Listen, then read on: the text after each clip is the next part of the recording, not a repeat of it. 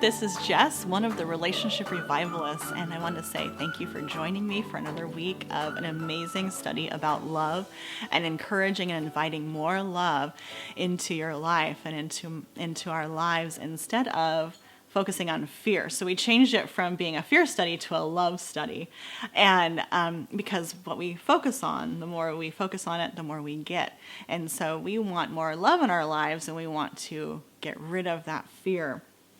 I know for myself, I am ready and done with anxious feelings and anxiety and wondering what to do and you know, how's this going to work out? And what if this and what if that and what if it doesn't work out? And I think I told a story like a week ago, but I just want to share it again. There was a moment.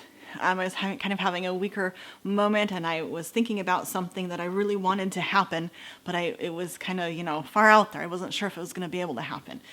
And it wasn't going to be able to happen just under my own power. And I was thinking, oh, what if it doesn't work out at all? What if it goes horribly wrong? And inside, that still small voice inside, the Holy Spirit proposed a question to me. He said, what if everything goes right?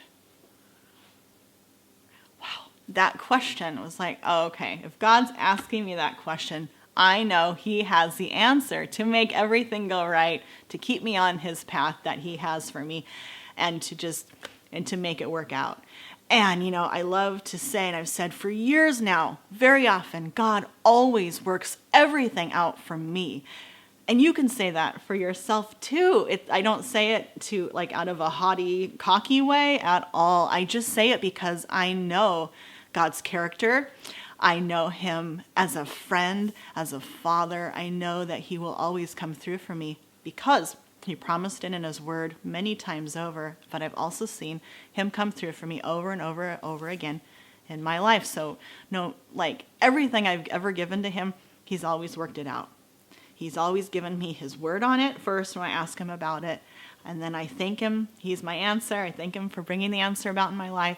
And then I get to celebrate later on because He has brought that answer about. Sometimes it takes a little bit longer than others, and sometimes it's almost instant.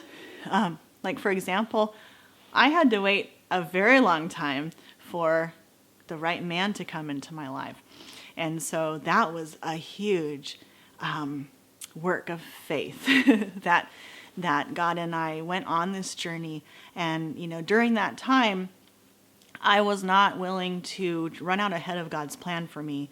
I had to come to a place where I just had to fully commit that and believe and trust that God had a man, the right man, a good man in His plan for me, that He was there in His plan, but I had to trust in God's timing that He would work it all out at the right time.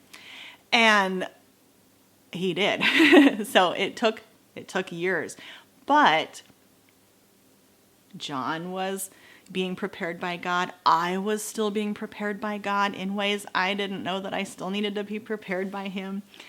And I was able to get closer to God and closer to His word and able to trust Him more and more through that whole time period. And then when the moment was right, God doesn't waste time, because when the moment's right, He's going to make everything turn and work out together for our good. It's just amazing how it's like a puzzle. We only see a little piece here and there sometimes, maybe a little tiny glimmer of hope, but we don't have the overview that God does, and He can see the pictures already coming together, and He's like, oh, she's gonna be so excited when she sees what I have up my sleeve.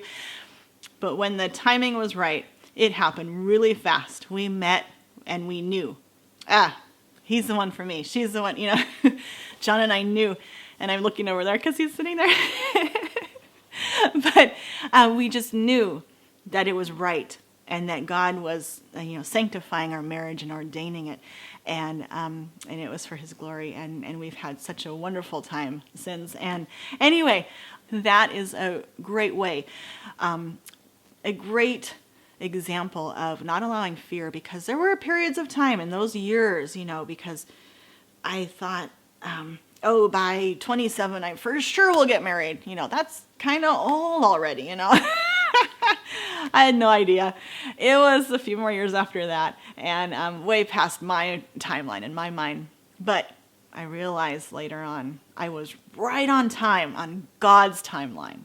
And that's how he's always done with me. Sometimes the big, exciting things feel like they take a little bit longer, but when they happen right on time, and it's just perfect. And so what I want to share, and that ties in exactly well with what I want to share with you today.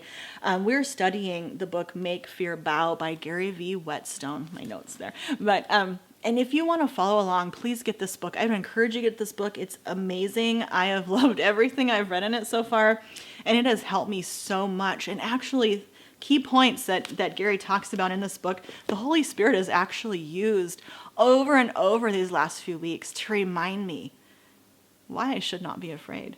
And amazing thing that we're going to talk about a lot this week is because the I am is with us, because God is with us.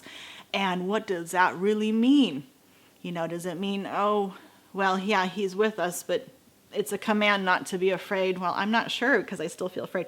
No, it's the I am is with us. He's already been there. He's already worked it out, and he's excited to bring us, to show us what he's already done for us. The I am is with us. And anyway, so we're going to get into chapter 4, believing information as it naturally appears. And we're going to talk about that more in the next video.